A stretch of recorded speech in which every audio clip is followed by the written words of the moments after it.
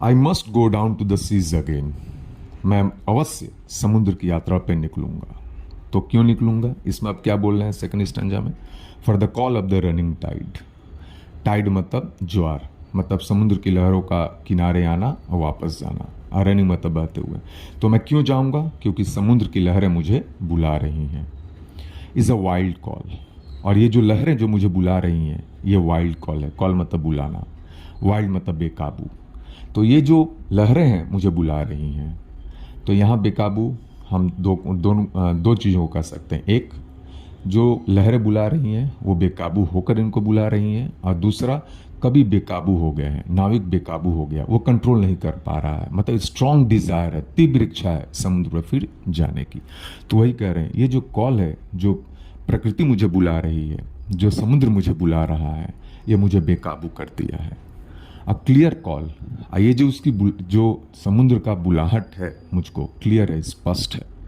That may not be denied. Denied मतलब इनकार करना। और जो वो मुझे पुकार रहे हैं, बुला रहे हैं, उसको मैं मना नहीं कर सकता, उसको मैं इनकार नहीं कर सकता हूँ। मतलब ये लाइन ही बतला रहा है कि कवि के अंदर समुद्र की यात्रा करने की कितनी तीव्र लालसा, उत्कंठा और इच्छा है। तीसरे लाइन में, and all I ask is a windy day. और मुझे क्या चाहिए, विंडी डे मतलब हवाओं से भरा हुआ दिन, with the white clouds flying, और आकाश में सफेद बादल उड़ते हुए। And the flung spray, flung मतलब होता है स्प्रे मतलब फुहार, मतलब पानी की छोटी छोटी बूंदे, और फ्लंग मतलब छितराया हुआ या फैला हुआ। अब ब्लोन मतलब बहता हुआ, स्प्यूम झाग। तो flung spray and the blown spume का मतलब हो गया पानी की लहरें आ रही हैं, वो टकरा रही हैं किनारों से और जहाज से। तो पानी की छींटें चारों तरफ फैल रही हैं, और उन छींटों के साथ जो झाग फैला उसकी बात की गई है। तो कभी ये कह रहे हैं, एंड द फ्लंग स्प्रे, कि पानी की जो फुहार है वो चारों तरफ फैला हुआ हो। एंड द ब्लोन, ब्लोन मतलब बहता हुआ, स्प्यूम झाग, और झाग भी चारों तरफ फैला हो। And the seagulls crying, और कौन मुझे बुला रहे हो, कौन चिल्ला रहे हो, किसकी आवाज फैली हो, समुद्री पक्षियों का। ठीक है दोस्तों, तो ये हो गया दूसरी स्टैंजा। ठीक है, अब हम आगे देखते हैं। फिर तीसरा स्टैंजा का स्टार्टिंग सेंटेंस है, I must go down to the seas again. I must go down to the seas again, बार बार इसका रिपीट करना, मतलब कवि की जो कंठा है, तीव्र लालसा है, वो चैन से नहीं बैठना है। कभी आराम की जिंदगी जी रहा है, लेकिन उसको तो स्वाद लग गया है किस चीज की, समुद्री यात्रा का, एडवेंचर का, वांडर थर्स्ट का, वांडर लस्ट का। इसलिए कह रहा मैं अवश्य से अवश्य जाऊंगा। तो अब यहाँ इस लास्ट स्टेंजा में कभी क्या कह रहा है, टू द वैग्रेंट। वैग्रेंट मतलब घुमक्कड़, घूमना। जिप्सी, जिप्सी एक जाति या प्रजाति, व्यक्ति हैं, जाति, जो किसी एक जगह स्थिर नहीं रहते हैं, वह जगह जगह घूमते रहते हैं। तो कह सकते हैं केयर फ्री, मतलब बेपरवाह, कोई चिंता नहीं, कोई टेंशन नहीं, वो जिंदगी जीते हैं। तो कभी क्या बोल रहे हैं यहाँ कि मैं समुद्री यात्रा पे जाना चाहता हूँ और एक बंजारा की जिंदगी जीना चाहता हूँ। तो जो बंजारा एकदम केयर फ्री, निश्चिंत, कोई टेंशन की नहीं, कोई सोच नहीं, टेंशन नहीं, वह जिंदगी मैं जीना चाहता हूँ समुद्र पे। To the gull's way and the whale's way, और मैं उस रास्ते पे जाना चाहता हूँ जो गर्ल्स वे, गर्ल मतलब सीगल, जिन रास्तों पे चिड़ियाँ, जिस आकाश पे समुद्री चिड़ियाँ उड़ती रहती हैं, मैं उस रास्ते पे बढ़ना चाहता हूँ। And the whale's way, whale मतलब वेल मछली, और जिन जगहों पे वेल मछली चलती रहती है, आगे बढ़ती रहती हैं, मैं उन्हीं रास्तों पे आगे बढ़ना चाहता हूँ।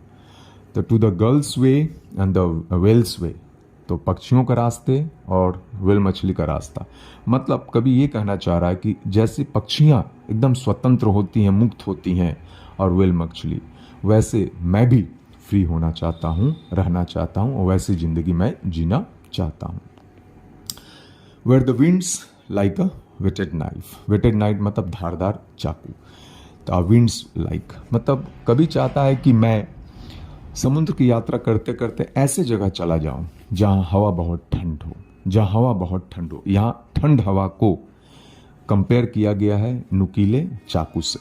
तो यहाँ एक प्रैक्टिकल एग्जांपल दे, जैसे कड़ाके की ठंड हो, हम कहीं यात्रा करते रहें, गाड़ी पे जाएं या तो गाड़ी पे जा रहे हैं, 2 चक्का या बस पे, ट्रेन पे, तो जब कड़ाके की ठंड हो तो जो ठंडी हवा जब हमारे शरीर से टकराती है तो ऐसा लगता है जैसे चुभ रही हो।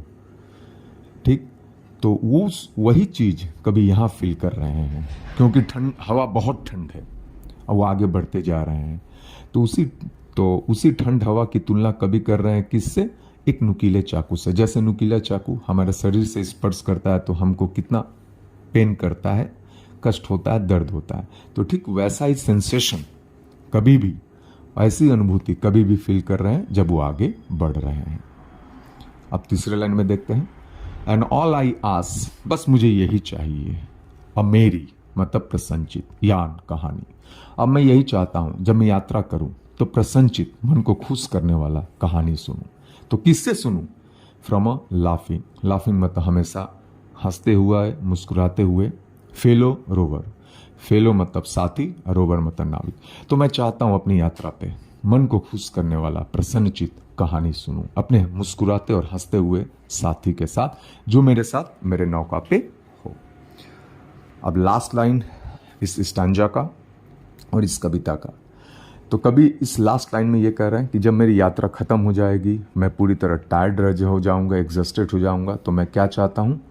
आराम, क्वाइट स्लीप, एक ऐसी नींद जो शांत हो, अ स्वीट ड्रीम, और जब मैं सोऊं, शांत सोऊं, कोई डिस्टर्ब ना करे, तो सपना भी मधुर सपना देखूं।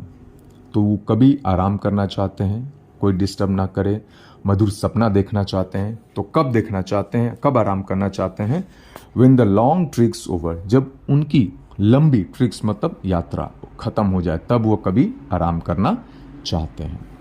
तो यहाँ लॉन्ग ट्रिक्स ओवर, अगर हम डीपर लेवल पे जाएं तो कभी जिंदगी से तुलना कर रहे हैं। जैसे इंसान एक अपने नॉर्मल जिंदगी जी लेता है तो वो भी एक शांत निंद्रा में चला जाता है। वो निंद्रा जिसे कभी, जो निंद्रा कभी टूटती नहीं है।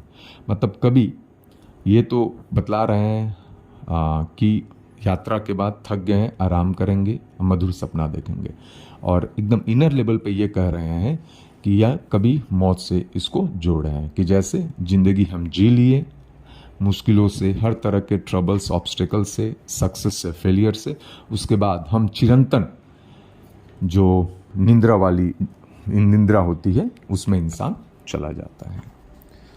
तो दोस्तों, कविता का जो डिस्कस किया गया, एक्सप्लेन किया गया, कैसा रहा कमेंट जरूर कीजिएगा, और नेक्स्ट वीडियो में अगली कविता का हम डिस्कस करेंगे। ठीक है दोस्तों, थैंक यू वेरी मच।